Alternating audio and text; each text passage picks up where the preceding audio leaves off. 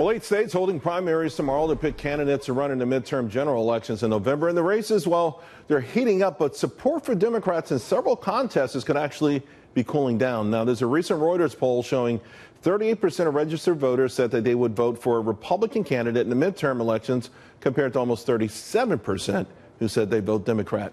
Here with me now to discuss, Robin Biro, Democratic strategist, former Obama campaign regional field director, Kayleigh McEnany, RNC spokeswoman, and Patrice Lee Onwuka, senior policy analyst for Independence Women Forum. Kayleigh, let me start with you. All eyes seem to be on California for a variety of reasons, including perhaps the idea that you may end up with a government runoff that includes a Republican candidate, governor runoff. That's right. You know, in the governor's race, you had John Cox, who was basically shut out of the race because the top two vote getters advanced. So they thought the two Democrats would advance. But this latest polling that came out from UC Berkeley showed that he is now 7 points ahead of the second in place Democrat. So it looks like if everything turns out, he will advance, therefore shutting out a Democrat, which is pretty extraordinary. And it shows that this blue wave is crashing. Right. And of course, this Democrat would be Villaraigosa, who a few years ago they were talking up as a potential presidential candidate. Speaking of presidents, Patrice, also Cox, if he does score this sort of number that we have on the board there, that would be huge for President Trump, who has put his name behind this candidate.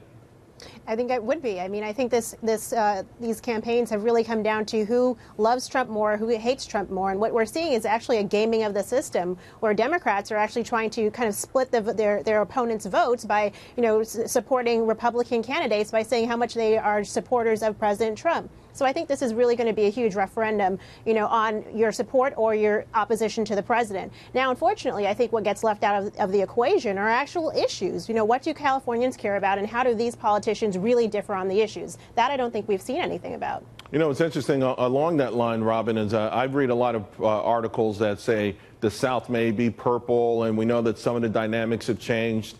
By the same token, though, places like California, which used to be slam dunks for Democrats, maybe not so much anymore. And that's correct. And part of that comes down to some restructuring that they did in 2010, where they did away with now you can have nonpartisan ticket there. So basically they just take the top two vote getters. And because the Democratic ticket is split, because there are so many candidates, it waters down our vote. And now it's a very, very solid possibility that we may not even have a Democrat on the ballot because there's fewer Republican candidates and they're polling strong. So it's a distinct possibility. It's our worst nightmare because of the split ticket, and it could very well be a possibility. And if that happens, I want to point out that look for people to be extremely upset with the party, specifically the DCCC, the DNC, and the DSCC. Charles, let's talk about how they're spending that money, Robin. A lot of money, millions are pouring into California. Millions have gone into the coffer of Ted Cruz's opponent, and those polls are pulling away from him. It feels like maybe there's an irresponsibility. Who's in charge of the party right now? Who decides where the money goes?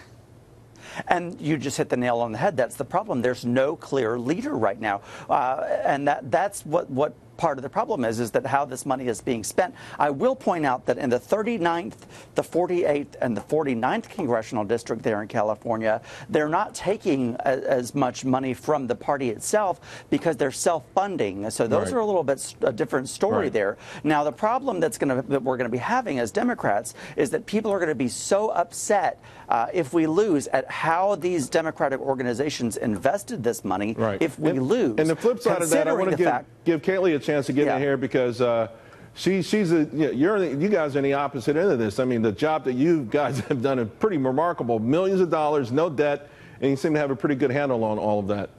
That's right. We've invested a lot in California. It has the reputation of being a blue state, but it is crucial to the House. There are so many seats that we have to hold there, 7 in districts that Hillary Clinton won. We're on the ground. We have staff on the ground. We have money in these races. We want to win. Meanwhile, Democrats are tearing one another apart. Ed Royce's seat in particular, the Democratic fight, Charles, got so vicious that the Democratic Party had to come in and take these two candidates to an Italian dinner and sit them down in a Godfather-like manner. And who paid, exactly, and say, get your act together. We all have to come together here. It was crazy. All right. Guys, we got to leave it there. Thank you all very much. Appreciate it.